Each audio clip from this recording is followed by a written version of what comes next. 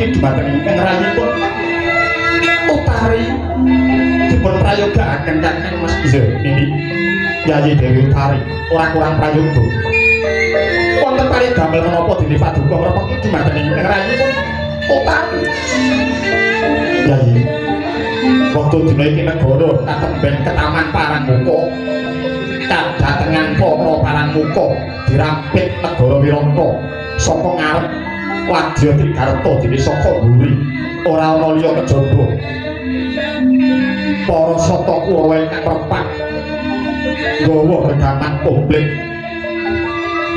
dene kang diarah ora ana liya kejaba sliramu Yayi Dewi Utari kang kamangka siadi bakal diayunake kelawan Ratu Trigarta Prabu Susarmangkula kang mangkono Yayi. Wektu dina iki ayo ndak derekake mlayu saka papan kene, mlayu saka kedaton Wirata kene golek papan ingkang luwih prayoga dimensi adi lawan pun Kakang slamet saka pangamuking Ratu Trigarta Prabu Susarma.